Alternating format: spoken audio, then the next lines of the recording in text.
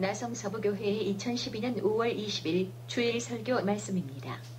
성경 본문은 마태복음 6장 33절에서 34절까지 말씀이며 금생과 내세의 행복이라는 주제로 김승곤 목사님께서 설교해 주시겠습니다. 설교는 제가 가만 생각해 볼 때 이제 대언이라고 그랬는데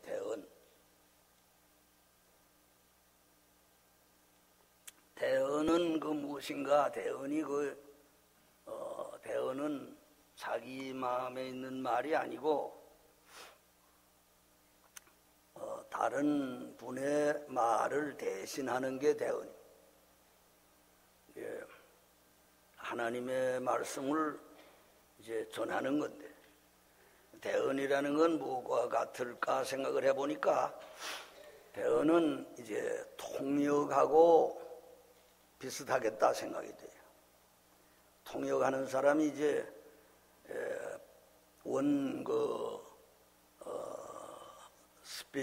스피치를 하는 스피커의 그 말에서 보태도 안 되고 또 감해도 안 되거든요. 참 어려운 게 통역이. 근데 하나님의 말씀을 그대로 이제 전하는 게 설교일 거라 생각을 하고. 또 하나는 이제 통역보다 좀 더 어려운 게 정확하게 그 말씀을 옮기더라도 이제 성령님이 감동을 하셔야 돼요. 뭐 성경 그대로 읽는다고 되는 건 아니고 성령님의 감동을 통해서 이게 전달이 되고 성령님의 감동을 통해서 또 받는 사람도 받고 그래야 이제 효과적인 대언이 되는 거 아닌가 늘 그렇게 생각이 돼요. 그러니까 이제 기도를 많이 해야지요. 겸손해야 되고 저는 그걸 좀 힘쓰느라고 하지만은 늘 설교를 하고 나면은 또 제대로 못했다. 그 점에 있어서 뭐 설교 짜임새가 못됐다는 게 아니라 그 점이 부족하구나. 늘 그렇게 생각하는 사람이에요. 오늘도 이제 대언하는 마음으로 이 성경 마태복음 6장 33절과 34절을 여러분들에게 소개하는 겁니다. 뭔가 하면 여기서 제가 발견하는 것은 금생과 내세의 축복이라는 이 금생은 이 세상이고 내세, 금생에도 축복을 받고 내세에도 축복을 받는 그것을 예수님이 여기서 가르쳤다 하는 것입니다. 이 말씀을 통해서 여러분들이 금생에서도 복되고 내생에서도 복된 여러분들이 되시길 바랍니다. 이 말씀대로 하면 되니까요. 이제 금생은 참 좋은 거 많습니다. 그래서 창세기 1장 보면은 하나님이 천지를 창조하실 때에 7번을 좋은지라 그랬어요. 그리고 마지막에 사람을 창조하시고는 심히 좋은지라 그랬어요. 그러니까 이 세상이 나쁘다 그러면은 그게 성경 말씀을 잘 이해 못한 것이. 좋지만은 좋은 것만 또 있는 거는 이것이 이 세상은 아닌 것이. 슬픔과 고통이 많아요.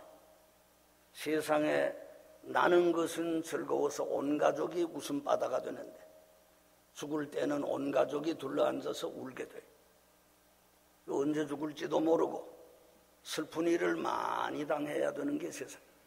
아파서 울고 싸워서 울고 억울해서 울고 경제적으로 압박을 받아서 울고 또 남에게 말할 수 없는 어떤 그 사정 때문에 울고 이 세상에 그래서 불교에서는 이 세상을 고해라 그래요. 쓸 고자 바다 해자 쓴 바다라 너무나 괴롭다 그런 것이에요. 그 말도 맞는 것이에요. 좋은 것이라는 것도 맞는 말이고, 이 세상이 좋다고 하는 것도 맞는 말이고, 이 세상이 괴롭다 하는 것도 맞는 말이. 괴로운 세상을 창조해 주시면서 하나님이 어떻게 돼서 그렇게 좋은지라 자꾸 그랬는가? 그 이유는 창조의 목적이 영원한 구원에 있는 것이에요. 이 세상만 살다가 죽어 없어진다면 하나님이 좋은지라 안 그랬을 거예요. 그런 게 아니고 영원한 나라가 있기 때문에 이 세상에 났다가 예수 그리스도를 발견하고 믿고 구원 얻어서 새하늘과 새 땅 더 좋은 세계에 들어갈 사람을 창조해 놨으니까요. 그러니까 심히 좋은지라 하나님께서 그때의 그 내세를 바라보시고 새하늘과 새 땅을 보시고 하신 말씀인 줄 알아요.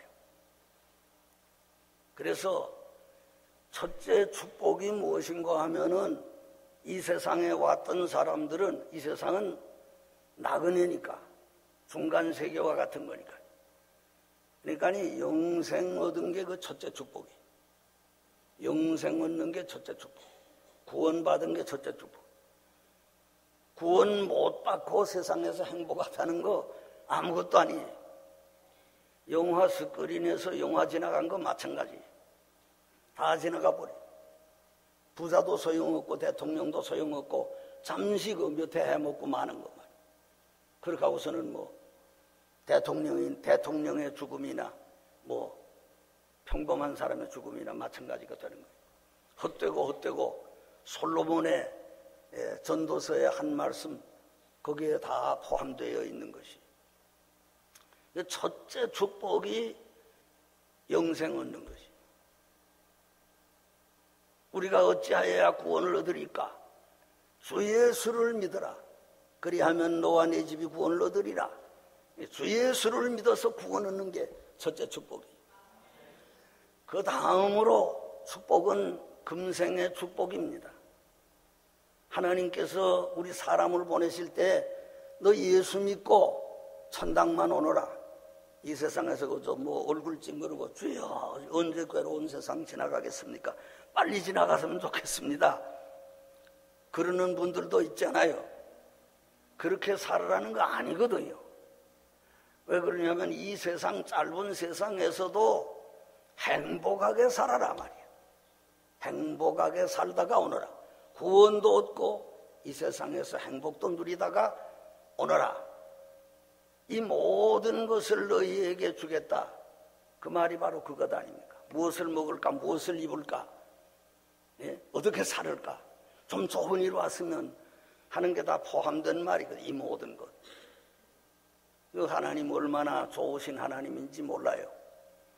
하나님은 내세를 준비해주고 예수 그리스도를 보내주실 뿐만 아니라 우리에게 이 세상에서도 행복하게 살 수 있는 특권을 가지고 계시고 우리에게 그것을 약속하셨으니까 그 이상 좋은 게 어디 있습니까? 그러니까 여러분들은 예수 믿는 우리들인데 이런 그 행복의 약속을 받고 있는 자임을 믿어야 되는 것입니다. 그런데 여기 보니까 조건이 있어요. 너희는 먼저 그의 나라와 그의 의를 구하라 그랬어요. 우선순위가 있다고 말이에요. 먼저 그러지 않았어요. 먼저 그의 나라와 그의 의를 구하라. 그의 의를 구하라. 그 우선순위라는 게 대단히 중요해요.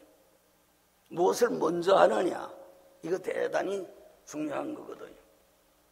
그 솔로몬도 우선순위를 잘 정해가지고 축복을 받은 사람이에요. 구하지 않은 것까지 받은 사람이 솔로몬이에요. 옛날 전쟁이 일어났는데 전쟁에서 승리하고 돌아온 개선 장군이 있었어요.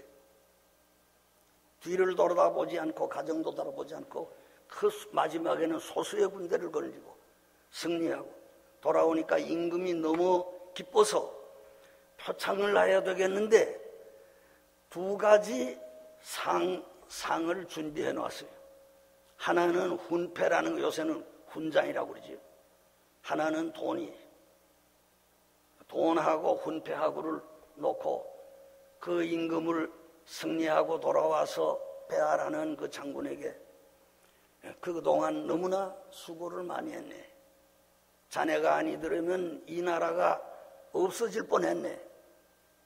자네 때문에 자네의 공이 큰데 그래서 내가 상을 2가지를 준비했는데 둘 중에 하나를 택하게. 이제 장군을 시험하는 거예요. 훈패를 택하면 돈을 못 가지고 돈을 가지면 훈패를 못 가지니까 둘 중에 잘 생각해서 하나를 택하게. 그러니까 깊이 생각을 해보더니 황송합니다마는 제게 돈을 하사해 주시옵소서.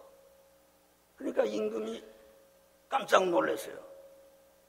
아니 장군이 어째 그렇게 돈에 어둡단 말인가. 이런 훌륭한 임금의 하사물을 마다하고 돈을 구하다니 이게 기대 외에 얘기를 하는구만 이랬어요. 그러니까 그 장군이 뭐라고 그러는가 하면 내가 전투하느라고 가정을 돌보지 못해서 우리 집에서 빚을 많이 줬습니다. 내가 빚을 진 사람으로서 빚은 못 갚고 훈장만 달고 다니면은 그 사람들이 나를 뭐라고 하겠습니까? 욕하면 임금에게도 욕을 돌리고 내 명예에도 훼손이 되고 하니까 차라리 나는 돈을 받아가지고 그 빚을 갚으려고 합니다. 그것이 임금에게도 영광이 돌아가고 내게도 영광이 될 것으로 생각합니다. 그 얼마나 갸륵한 그런 생각입니까? 그래서 임금이 너무나 감격의 눈물이 나오며 자네 말이 맞네. 자네가 그렇게 신실한 자인 줄은 난 몰랐네. 2가지 다 가지게 그랬다고 합니다. 우선순위가 나라 사랑, 임금 사랑, 정직한 삶을 사는 사람, 사는 사상이 그 장군의 입에서 말로 표현되게 됐던 것입니다. 기브온의 솔로몬도 네가 무엇을 원하느냐 할 때 내게다가 지혜를 주옵소서.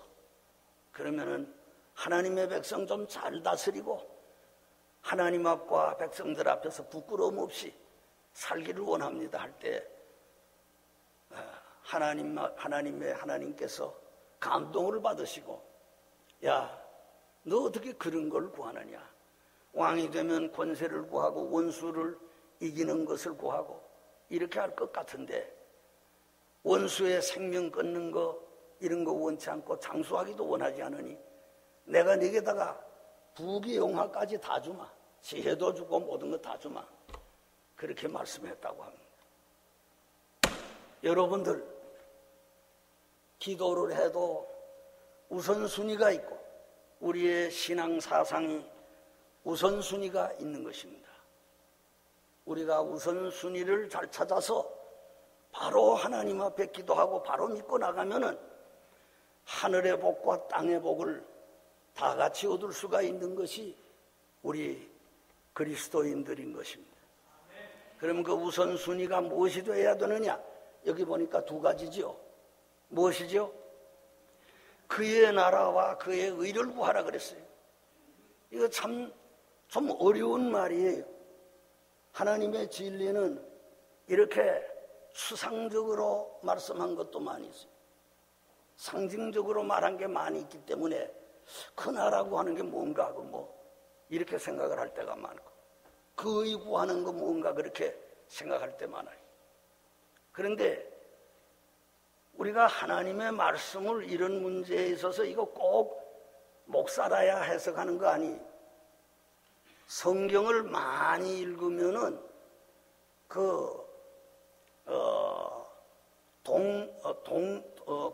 파랄레리즘이라고 하는데 동의어라는 게 있어요. 동의어. 이 비슷한 말, 같은 말이 떠올라오게 돼 있고 그걸 대조해 보면은 아, 이게 분명하구나 깨달아지는 거예요. 그러니까 누구나 다 성경을 깨달을 수 있도록 성경이 되어 있는 거예요. 성경 모르는 사람은, 그걸 모르는 사람은, 많이 읽지 않고 그러는 사람은 몰라요. 이건 뭐, 그 나라와 그 의가 무엇인지 몰라요. 그 나라가 뭐냐? 그 나라, 바리새인들이 예수님에게 그랬어요. 하나님 나라가 언제 임합니까? 그랬어요. 바리새인 그 유대주의자들은 하나님 나라를 어떻게 믿었냐면 지상왕국으로 믿었어요. 그래서 메시아가 오면은 예루살렘에 도읍을 하시게 되고 유대 나라가 완전히 하나님 나라가 돼서 세계가 다 거기에 복종하게 되고 그렇게 될 거라고 믿었던 것이에요. 그런 생각으로 하나님 나라 언제 임합니까? 예수님이 당신이 메시아라면 한번 하나님 나라 좀 시작해 보시오. 그 말이. 그때 예수님의 대답은 이래서요. 하나님 나라는 볼 수 있게 임하는 것이 아니다. 볼 수 있는 거는 이제 천당 가야 보는 거고 이 세상에 임하는데 볼 수 있게 임하는 것이 아니요 여기 있다 저기 있다고도 못한다. 하나님 나라는 너희 안에 있느니라 그랬어요. 너희 안에 있는 그게 뭡니까 또? 우리 안에 있다는 건 뭡니까? 그걸 또 설명을 해야죠. 그 바리새인들 질문 때문에 하나님 나라가 더 확실하게 증거되게 됐어요. 바리새인들이 또 뭐라고 예수님을 비난하는가 하면은 예수님이 귀신을 내쫓으시는데 그건 예수 자신의 힘으로 그러는 거 아니고 귀신 바알세붑이라고 하는 귀신의 왕을 힘입어서 저렇게 귀신을 쫓아낸다 그랬죠. 그러니까 예수님이 대답이 귀신이 왜 귀신을 쫓아내겠느냐? 귀신끼리는 서로 동지인데 힘을 합하지 귀신이 귀신 내쫓는 거 아니다. 하나님의 성령으로 내가 귀신을 내쫓는 것인데 내가 만약에 하나님의 성령으로 귀신을 내쫓는 것이라면은 하나님 나라가 너희에게 지금 임한 것이니라 그랬어요. 그러면 알겠죠? 하나님 나라가 뭔지. 성령이 임하는 곳이 하나님의 나라예요. 그래서 예수님이 가르쳐 주신 주기도문에 말씀하기를 하늘에 계신 우리 아버지의 이름이 그렇게 여김을 받으시고 첫째는 나라가 임하옵시며 이건 뭔지를 알고 기도하래. 먼저 성령 임해달라는 거예요. 성령이 임해달라는 거예요. 성령이 임하시면은 거기가 천국이라 것이에요. 성령은 하나님 아니요 삼위일체 하나님 아니요. 그 성령이 통치하니까 이거 하나님 나라가 된 것 아니야. 내가 성령을 모실 때 내 마음에 하나님 나라가 이루어지고 내 가정에 성령 충만할 때 그 가정이 하나님 나라가 되는 것이고 또 내 교회가 우리 교회가 성령 다 충만할 때 하나님 나라가 이 땅 위에 임하는 것이 그것이 하나님 나라예요. 그러니까 그 나라를 구하라. 이게 뭡니까? 성령 구하라 그 말이에요. 성령 구하라. 성령을 열심히 구하라 해야 돼요. 성령 충만하도록 돼야 돼요. 그 초대교회가 성령 충만했어요. 그것이 바로 하나님의 나라였어요. 그래서 하나님의 나라가 확장되어서 오늘 온 세계에 퍼진 것이에요. 이것을 구하라. 성령 충만을 구하라. 내가 성령 충만하면 내 마음이 하나님 나라가 되는 거예요. 그리고 그 의는 뭡니까? 그 의, 이것도 또 막연해요.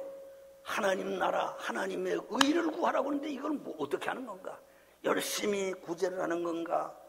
열심히 뭐 남을 좀 사랑해주는 이것이 의인가? 무엇이 의인가? 그러니까 성경 잡고 보면은 깨달아진다니까요. 예수님이 뭐라고 그랬어요? 산상보훈 마태복음 5장에 말씀하시기를 너희 의가 서기관과 바리새인보다 낫지 아니하면 결단코 천국에 들어가지 못하리라고 그랬어요. 서기관과 바리새인들의 의보다 나은 의를 가져야 된다고 그랬어요. 서기관과 바리새인들이 얼마나 의롭게 삽니까? 그 사람들은 일에 2번 금식하고 얻은 것에 11조를 드리고 뭐 저 세리와도 같지 않다고 그러지 않았어요. 그렇게 우리는 그 바리새인보다 너희의 의가 나아야 된다. 바리새인의 의 따라가려면 여러분들 맨발 벗고 신발 벗고 따라가도 못 따라가요. 뭐 11조는 드리는 분들이 우리 교회 많이 계십니다만은, 여러분들 일에 2번씩 금식하겠어요? 그래? 한 주일에 2번씩 금식했다는 거예요. 뭐 저 세리와 같이 살지도 않았다고 그랬어요. 그런데 그런 말씀을 했는데, 그러면 그 의가 어떤 의인가? 서기관과 바리새인보다도 나은 의가 무엇인가? 예수님께서 누가복음 18장에 말씀하셨죠. 두 사람의 기도하는 비유 말씀하셨죠. 두 사람이 성전에 올라가서 기도하는데 한 사람은 바리새인이요, 한 사람은 세리라는 것이에요. 바리새인은 그렇게 기도합니다. 하나님 감사합니다. 내가 일에 2번씩 금식하고 얻은 것에 11조를 드리고 저 세리, 저 감히 성전 앞 가까이 오지도 못하는 울고 있는 저 세리보다도 세리처럼 살지도 않게 하시고 이렇게 조상 때부터 깨끗하게 살게 했으니 얼마나 감사합니까? 그러는 거예요. 기도를 그렇게 하는 거예요. 우리도 지금 그렇게 기도하기가 쉬워요. 우리는 신앙생활 어렸을 때부터 했기 때문에 뭐 감사합니다. 어렸을 때부터 뭐 신앙생활 했다고 해서 뭐 한 번도 안 넘어지나요? 뭐 많이 넘어졌는데 뭐 마음으로라도 넘어질 때가 얼마나 많습니까? 한 사람 세리는 감히 하늘을 우러러보지 못하고 얼굴을 숙이고 가슴을 치면서 울면서 나는 죄인이로소이다. 나는 죄인이로소이다. 이런 놈이 어떻게 하나님 앞에 나올 수 있겠습니까? 나는 그 성전 앞에 가까이 갈 수도 없습니다. 이랬는데 하나님은 저 내려다보시다가 너 의롭다. 네 죄를 내가 사했다. 너 의롭다. 너 예수 믿을 자격이 된다. 그거거든요. 그것이 바로 그 의라고요. 그 의라는 건 행함의 의가 아니에요. 그렇기 때문에 오늘 이 시대는 어떤 시대인가 하면 우리 한국교회 성도들이 벌써 모태신앙도 많고 이랬기 때문에 이제 세리로 돌아가야 돼요. 세리처럼 낮아져서 회개하는 때가 되어야 되는 거예요. 나는 죄인으로소이다. 그래서 그건 행위의 의가 아니요 하나님이 입혀주는 의인데 로마서 3장에 사도 바울이 말씀할 때 뭐라고 말씀했어요? 이것은 율법 외에 나타난 하나님의 의다. 예수 그리스도를 믿음으로 말미암아서 얻는 의는 율법의 행위가 아니다. 내 모든 행한 거 다른 사람보다 나아도 그 도토리 공제 도토리 기재액이나 마찬가지예요. 얼마나 나으면 나합니까? 마음은 다 마찬가지예요. 그런 인생이기 때문에 그걸 깨닫고 십자가 앞에서 회개하고 눈물 흘리고 주여 나는 죄인으로소이다. 깨어져야 돼요. 깨어져야 돼요. 그럴 때 하나님께서 내가 내 죄를 사했다 하는 이런 의를 선언하시는데 그것이 바로 그 의인 거예요. 그 의. 그 나라와 그 의를 먼저 구하라. 먼저 구하라. 우리 교회가 만약에 그 나라와 그 의를 먼저 구하는 성도들이 된다면은 어떻게 되는가? 이 모든 것을 너희에게 주겠다고 그렇게 말씀했습니다. 이 말씀은 어떤 목사님 말씀하기를 이것은 축복의 도식이라 그랬어요. 도식이라는 말 별로 잘 안 써요. 그래픽 디자이너들이 그래픽 디자이너 있지 않습니까? 수학적인 용어인데 도식이라는 말은 이것은 이제 그림 점도 찍고 그림 그려놓고 이대로 풀면은 이런 답안이 나온다 하는 거예요. 쉽게 보면은 산수로 보면은 둘에 둘을 가하면은 넷이 된다. 둘에 둘을 못했는데 넷이 되지 다섯 됩니까? 뭐 하나 그대로 또 하나로 내려갑니까? 그거 아니거든요. 둘에 둘을 못하면은 둘이 된다. 그 표현을 참 잘한 것 같아요. 이 말씀은 축복받는 도식이다. 할렐루야. 이대로 하면은 다 축복받는다고요. 이대로 하면은 축복 못 받을 사람이 없어요. 예수님을 이대로 믿지 않고 그 나라와 그 의를 먼저 구하지 않고 자꾸 엉뚱한 걸 구하니까. 예? 그래서 안 되는 거예요. 여러분들 그 나라와 그 의를 구하는 여러분들 되시기를 바랍니다. 그 나라와 그 의를 구하면은 먼저 필연적으로 복을 받게 돼요. 필연적. 필연이라고 하는 거는 inevitable, 영어로 말하면 그렇게 안 될 수가 없다는 것이에요. 예? inevitable, 필연적으로. 예? 그렇게 되면은 그대로 사는데 복 못 받을 수가 없다는 거예요. 얼마나 이 말씀이 참 얼마나 좋은 말씀인지. 그렇기 때문에 그 나라와 그 의를 구하면 반드시 복 받도록 되어 있다는 거예요. 도식이 그렇게 되어 있다는 거예요. 신앙생활 잘한 이퀄 축복, 그렇게 되어 있다는 거예요. 그거는 사실이에요. 그건 사실이에요. 왜 그러냐면은 예수 잘 믿으면 그 나라와 그 의를 먼저 구하면 먼저 마음에 평안 오죠. 예? 왜 그러냐면 천국이 이루어졌는데 그 나라와 그 의를 구하면 마음에 평안이 오면 건강도 오는 거예요. 마음에서 오는 고통 때문에 오는 병이 많다고 심리학자들은 가르치고 있고 의사들도 그렇게 말하고 있어요. 마음병 고치니까 육신병도 낫더라 그래요. 이거 얼마나 좋아요. 그 의사에게 이렇게 프리스크립션 받아가지고 또 뭐 약 사느라고 그러고 그러지 않고 성령 충만이 새벽기도 나와서 성령 충만이 받아가지고 마음이 평안하니까 병도 달아나는데 이게 얼마나 좋아요. 예, 그렇게 필연적으로 그렇게 안 될 수가 없다는 거예요. 예수 바로 믿으면 복 받지 않을 수가 없다는 거예요. 가정의 평화가 또 와요. 가정의 평화가. 몸의 건강도 오게 되는 또 다른 이유는 그 뭐인가 하면은 이제 절제할 줄을 알기 때문에 성령의 힘을 힘입어서. 내가 아는 김상철 장로라고 하는 분은 어렸을 때부터 아는 분이기 때문에 너무 잘 알지. 담배 골초가 돼가지고 폐가 다 망가지고 곧 죽게 됐어요. 폐결핵 3기라고 그랬어요. 이렇게 됐더랬는데 예수 믿고 가서 그 무거운 몸을 끌고 나와서 기도하고 하다가 기적적으로 나왔어요.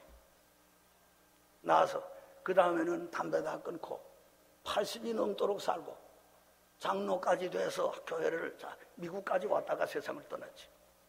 때가 돼서 세상을 떠났지. 그러니까 이게 축복 아니고 뭡니까? 이것이 예수 믿는 덕이 그렇게 되어 있는 거예요. 예수 믿으면 몸 건강하고 가정 평안하고 그것만 아니라 예수 믿으면은요 부자도 될 수 있어요. 우리 동네에 내 어렸을 때 우리 동네에 한 사람은 큰 농사를 잘 짓는 사람들인데 한 사람은 뭐 씨름판에 가서 씨름해서 늘 송아지 타오고 건강한 데다가 농사도 꽝꽝 잘 지니까 얼른 부자 되겠어요, 내가 볼 때는. 근데 그 사람은 농사 지어가지고 믿음이 없기 때문에, 예수 안 믿기 때문에 곡식을 그 소수레에 싣고서는 그 도시로 나가요. 나가서 그거 다 떨어지도록 기생과 함께 먹고 두드리고 그러다가 그거 다 팔아먹고야 그 다음엔 한 2달 있다가야 휘지해서 돌아와요. 해마다 그런 생활을 해요. 그 집엔 항상 가난해. 다른 한 집은 형제가 있는데 눈이 반짝반짝하고 교회 생활하는데 얼마나 농사를 열심히 짓고 그러더니 얼른 뭐 술 친구도 없고 방탕할 것도 하나도 없으니까 모아가지고서는 땅을 사서 나가는 것을 보았어요. 여러분 예수 믿으면 부자 됩니다. 필연적입니다. 필연적이에요. 괜히 벌지도 못하는 사람이 쥐꼬리만 한 월급 받아가지고 친구 사귄다고 진탕으로 어딥니까 요정에 가가지고서는 나는 유명한 식당 잘 모르기 때문에 가서는 몇백 불 쓰고 나면 이게 지갑이 다 빈다고. 밤낮 그런 생활하고 너 한 대 얻어먹었으니 나도 또 대접해야 되겠구나. 이렇게 놀다가 그만 다 없어지고 만다. 가난을 벗어나지 못해요. 예수 믿으면 딱 할 때 하고, 이 연보도 또 연보하는 거는 이건 손 펴는 운동이에요. 손 펴는 운동. 손을 이렇게 움켜쥐고 있으면은 다른 걸 못 잡아요. 다른 거 펼 줄을 알아야 되거든. 쓸 때는 쓸 줄 알아야 되거든. 근데 헌금할 때 손을 펴서 하면 하나님께서 그 손에 또 들려줘요. 다른 거. 그것이 가난하게 되는 거 아니에요. 11조 내다가 가난하게 된 사람 어디 있어요? 없어요. 그런 사람은 없다. 예. 그리고 우리 한국이 이렇게 세계 10대 경제대국이 되고 이게 뭐 우연이 된 거 아니에요. 예. 계몽 시기가 한국에 있었거든. 유럽의 르네상스 부흥운동이 시작된 것이 기독교에 뿌리를 두고 있는 거예요. 예수 믿으면 눈이 밝아지고 양심이 맑아지고 근면해지고 이렇게 되는 거예요. 아, 이제는 일해야 되겠구나. 성경에 일하라고 그랬으니까. 일하기 싫거든 먹지도 말라 그랬으니까. 그러니까 예수 믿으면 근면해지고 예수님 믿으면 정직해지고 사람에게 신용 없고 이렇게 되니까 두뇌가 맑아지고 자꾸 발전하게 되는 거예요. 우리 한국도 내가 어렸을 때는 얼마나 가난하고 어려울 그때인데 그때 그 서울 연세전문학교 이화학당 이 학생들이 저 평안북도 이런 데까지 와가지고서 여름 하기성경학교를 인도하면서 가르쳐준 노래를 나는 지금도 기억해요. 응? 아는 것이 힘 배워야 산다. 이렇게 해서 일자무식쟁이들 왜 그러냐 하면은 이 나라 정책이 한문을 글이라고 하고 진서라고 하면서 진짜 글은 그 한문이라 그러면서 예? 한글 같은 건 우습게 생각하라고 배워주지 않고 학교도 하나도 없고 전부 다 까막눈이 들었는데 기독교가 들어와서 성경을 한글로 이렇게 해석을 해가지고 각 그 지방에 돌리고 하니까 이것을 가지고서 그 글을 깨우치고 그렇게 돼서 착착 머리만 아는 것이 힘이로구나. 그래서 땅을 팔아서라도 내 자녀들 공부시켜야 되겠구나. 이 사상이 그렇게 들어가서 지금 와서는 훌륭한 학자들이 많이 나오고 그 공부 안 하는 사람은 한국에는 없어요. 그것이 다 기독교의 영향인 것이에요. 그리고 지금 우리 한국의 발전상을 내가 듣고 드릴십이라는 거 이제 그것이 한국말로는 뭐라고 그래야 되나?